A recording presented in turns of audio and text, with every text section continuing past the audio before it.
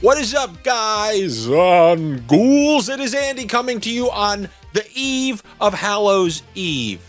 It's the day before Halloween. In the US, that is, of course. Who knows? In Canada, I mean, they celebrate Thanksgiving in August. They probably celebrate Valentine's Day on Labor Day. There are all sorts of different rules up there. It's probably Halloween. Actually, it was probably Halloween last week.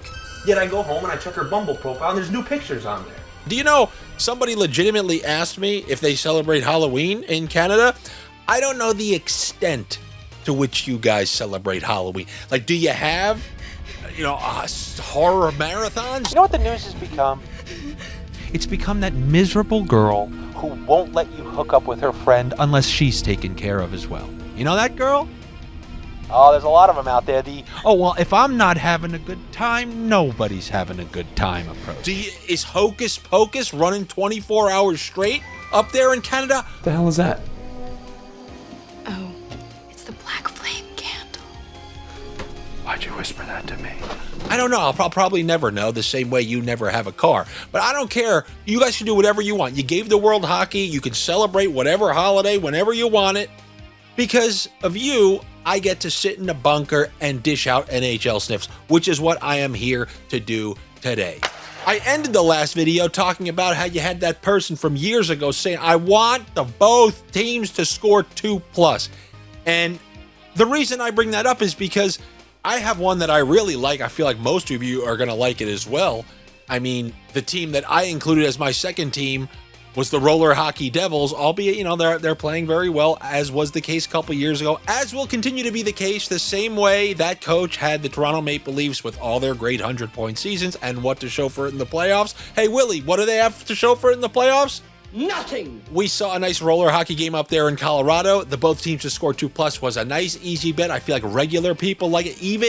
I know it's not a hit with the pizzeria. It's close to the pizzeria. It's Pizzeria Adjacent. So let's start with a Pizzeria Adjacent bet.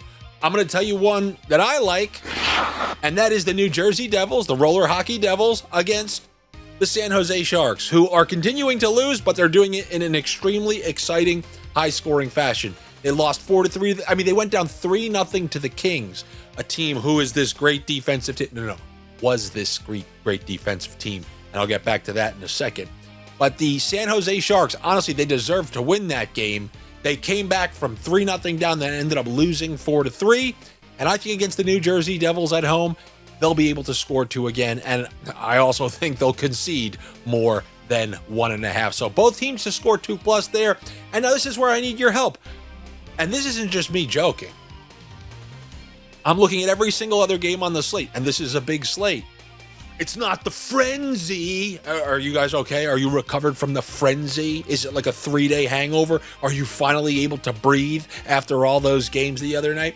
So I'm looking at this entire slate, and I don't see a single other one that inspires a ton of confidence when you say, oh yeah, they're definitely scoring 2, they're definitely scoring 2. So I'm going to give you my best shot at it, but it's a little bit scary. The reason I took the Sabres and the Blue Jackets the other night was because they're two teams who keep engaging in these games where both teams are scoring 2. You saw it again with the Toronto Maple Leafs and the Columbus Blue Jackets last night. So I think the Buffalo Sabres and the Boston Bruins, who beat the New York Islanders, as I said, the Islanders should be favored against nobody in this league, and we're going to be hearing from them again in this video as well. And don't worry, it's not the Matthew Schaefer point, even though it is a fantastic price, and even though the price will probably get chewed all the way down to an even money bet by game time. But the Buffalo Sabres and the Boston Bruins, both teams to score 2+. They're my second team if I had to choose. Let me know. Put in the comments, both teams to score 2+. And if you don't like the Sharks pick, that's fine. But really, I'm looking for one. Give me one that you think is good to go. Are you going to say the Oilers? I feel like everybody loves saying the Oilers. So let me know what you have to say about that. And then I'll talk about some of these other games, some other sniffs. Should I do it in memento style? Because I just mentioned the Los Angeles Kings, who are known for their great defense. They brought that up the other night on the Sharks broadcast, if you were listening. They talked about how they averaged only 2.5 goals against for the entire season. And then they got to the playoffs, and Edmonton was just lighting them up every single game. This Kings defense is not that Kings defense. I think you can score against this team. And I'm looking at Stevie Bong Rips and his October Warriors, known as the Detroit Red Wings. And it's one of those cases, I think the Kings are living on their reputation of yesteryear, where they were incredible at home. Nobody could score in that building. I don't think that's the case this year. I'm going with, it's an auto bet. It's one of the auto bets. Larkin, Raymond, you put them together, it's plus money. I'm automatically taking it. And it's not even like a plus 105. It's even higher than that. So give me Lucas Raymond, Dylan Larkin, both for a point against the LA Kings out in LA. And then let's work our way all the way back to the beginning of the night, because that's where I have most of the plays that I actually like on this slate. Let's go back to that Boston-Buffalo game.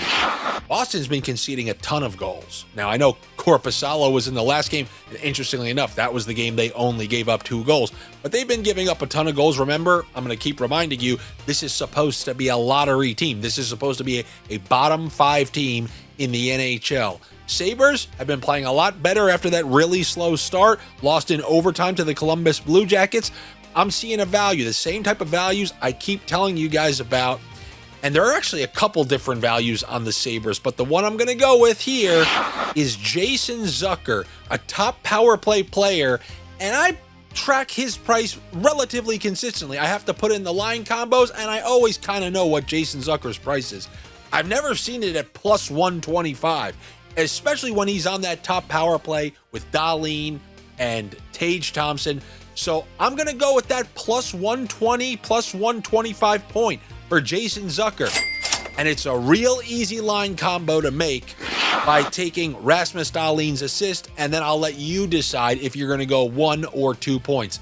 You know what I tell you when you use the forward with the defenseman? If it's a star forward, like a Tage Thompson, I do it for 2. I'm not going to put Zucker in the star forward category. So I'm just going to go with the point for Zucker and the assist for Rasmus Dahlin. And don't think I'm not glancing over at that Charlie McAvoy plus 110 again. But you know how it is. Just giving out the same thing isn't quite as exciting to people who want to hear some new sniffs. You want me to say Schaefer again? You want me to say McAvoy again? I'm never going to argue you on a plus money point prop defenseman for a guy locked on the top power play, which is why I brought out my monocle and I started looking. I went to that Flames game. I go, do they got him? Do they got him? No, they don't have him. I'm talking about their power play 1 defenseman, Zayne Parekh. He's now operating that role that Mackenzie Weegar used to. And the reason I bring that up is because I know the Flames are the worst. I don't want to take anyone the Flames have scored a bunch. What do they have? 8 goals in their last 2 games? And the top line has come through in both. So I'm looking for that Zayne Parekh. I really am. There is a chance. There's a chance this one pops throughout the day. I know I said that last time with Pittsburgh. And by the way, that guy had points in back-to-back games. Hollander, I believe his name was. But here, Zayne Parekh, who is actually a big prospect for the Flames. He's getting top power play duties. His point will probably come in at a plus 140. And why do I bring him up? Because he's actually not the first name that I thought of on this. I thought of him when I saw somebody else, a name that you're probably not going to get too excited to click. I'm not going to get too excited to click it, but I'm going to do it anyway, because when that value presents itself, you just take it and deal with the results. And I'm talking about Morgan Frost coming in at a cool plus 125 as he plays on a top line, which has only been together a few games, of Nazem Kadri and Jonathan Huberdeau. And that top line has come through in back-to-back games. I'm going to back them to do it once again. Give me the Morgan Frost point, plus 125. And as far as the line combo goes, I will do his point with a Zayne Parekh assist if you can find it. If Parekh doesn't show up by game time, then we're going to do one of the other Andys. This is definitely not a fastball. It's not even a curveball. This is like, when they start doing multiple signs, 3, and they start hooking them like that. Well, by the way, I always thought that was one of, I shouldn't be talking like this, but I think Dane Cook, his pinnacle gets a bad rap, because there's no way that you can tell me what I'm about to tell you is not funny. You know what? I'm just going to say it, because you want to know why? You want to know who sponsors this show? No, it's not Ajax. It's the proud Patreon members. And why is it so great to have my own Patreon members? the minority owners of this show as a subscriber because I get to say things like this. Dane Cook had this joke where he said that a female masturbating, the only thing it can be compared to is a catcher sending signals to his pitcher where he got down in the squatted position and he started doing like, one down, two up there. And it's a hilarious analogy and you'll never be able to deliver it like the comedian did, but go watch. I think it's Vicious Circle or something like that.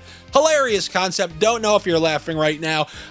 You probably just are screaming at the screen. Get to the pics, get to this. If you're one of those people and you're watching my video, I'm predominantly known for entertainment and then sniffs. Come on, Danny. She's right. You're scared of witches? Let's go. Dude, witches feed off the vibes of positive people. If they came back here and saw how miserable I am, they'd be like, yo, blow that candle back I'm out. not kidding this time. It's time to go. It's just a bunch of hocus pocus, like when the government tells you, 1 in 4 people have STDs, It's time to go. No! Relax. I have things to say. I have chuckles to have. It's All Hallows Eve, by the way. Take it easy. Go get yourself a Snickers and take this parlay if the Parekh point doesn't show up. 2 points for Nazem Kadri. Remember this one? This is the third one. 2 points for the best player on the line. The guy who's most likely to defer, that's always going to be Jonathan Huberdeau for the assist. And then the point for Morgan Frost. That's pulling you over plus 700. Cha-ching! And if you think those aren't possible, how about when I just casually threw out to you, oh yeah, those Kraken, they're all the same. Give me Shane Wright, give me Schwartz, plus 320. Yeah, that was a ding, ding, ding. And I got another one that I'm looking for like that. Because I mentioned those New York Islanders who just cannot keep pucks out of their net, especially on the road.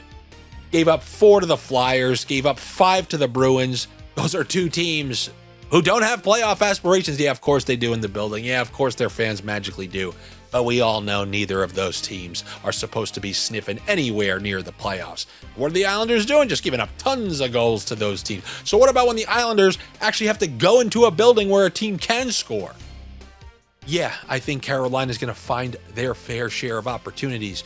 And while I think it's crazy that you can get Nikolai Ehlers and Seth Jarvis for a point at plus 105, I want to focus on that second line, who's all correlated on the second power play.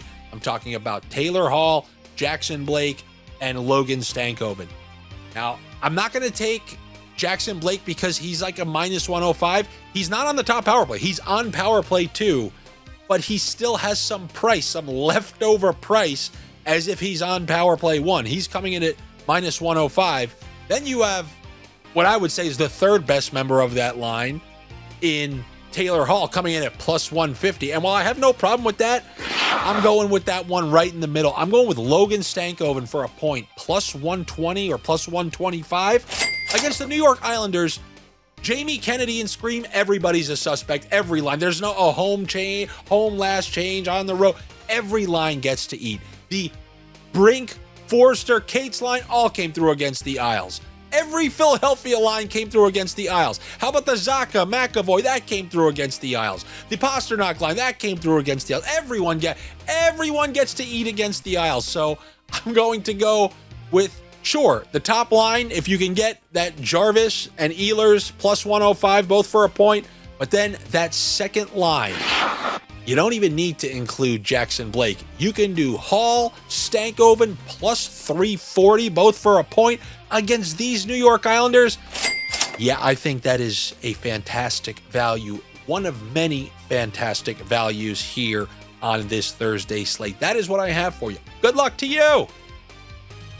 Better luck to me. Make sure you're subscribed here to the YouTube channel. All your clicks are very much appreciated. Almost as appreciated as your hypes, which are almost as appreciated as your Patreon subscriptions that allow me to say preposterous things that maybe aren't in the parameters of me. Why am I not on TV? Because maybe I say things like that. Maybe some executive said, no, we can't take the chance. What if he starts bringing up the Dane Cook signals on the whatever broadcast? So if you want to be a minority owner of this show or you want access to the line combos, that's patreon.com/Andy Francess. And also you're getting an episode of A Dave and a Dan, like simultaneous released. I shot that today. You're getting both of these at the same time. Make sure you watch that. Make sure you start clicking around there for all you complain. The props were available, so we made picks available. We don't have a vendetta against giving props. If they're there, we give them. If they're not, you know, we do the best we can. But go check that out, and then I will see you tomorrow for a Friday Halloween episode of NHL Andy's NHL Sniffs. I will talk to you then. See ya.